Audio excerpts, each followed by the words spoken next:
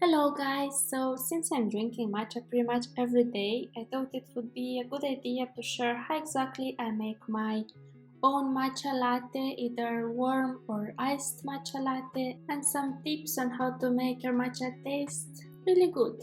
So, you'll want to start by adding 1 teaspoon of matcha powder to a sieve, and then you want to start sifting everything. This will ensure that there's gonna be no clumps in your matcha latte. Add around 1/4 cup of warm water to your cup. Make sure not to use hot water because hot water makes matcha very bitter. Then in a side-to-side motion, start whisking your matcha. Doing it side to side will ensure that foamy layer on top of your matcha.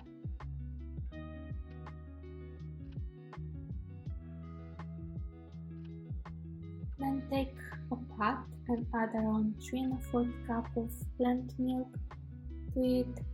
Here I'm using oat milk, but I also like almond milk or soy milk. And then warm it up.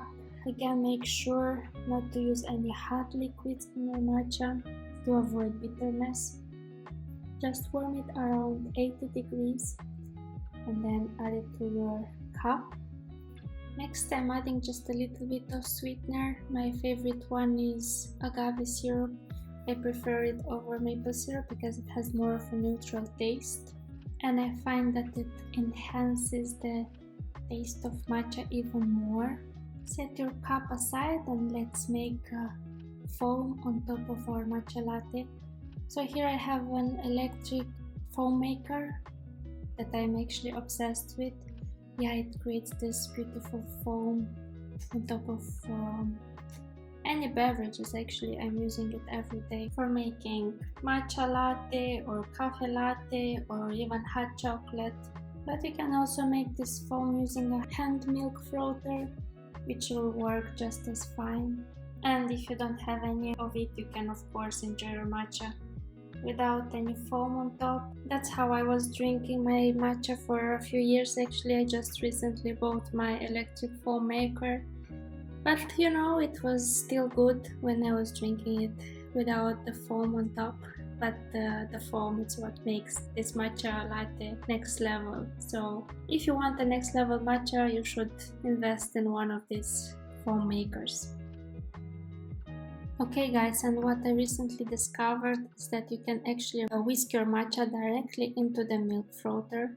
So here I just added 1 teaspoon of matcha powder along with 1/4 cup of barista oat milk and some sweetener to my electric milk frother. And it does so many things all at once. It whisks the matcha, it creates the foam, and it warms up the milk. And the result is the same as if you would do it the traditional way. So just add your warm milk to a cup and then add the matcha mixture on top, and that's it. So you should definitely try out this method if you have a milk frother at home or if you want to invest in one.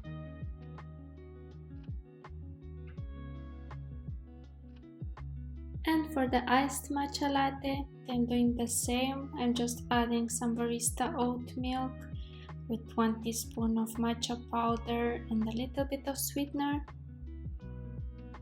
And the rest is pretty intuitive. You just add some ice cubes into a glass and then add the matcha mixture on top along with some cold milk, and you're pretty much set. So guys, if there's anything to learn from this video, is the fact that you shouldn't use any hot liquids in your matcha, because this will end up with very bitter matcha taste. Then avoid the clumps in your matcha by using a whisk or a milk frother, as I mentioned before.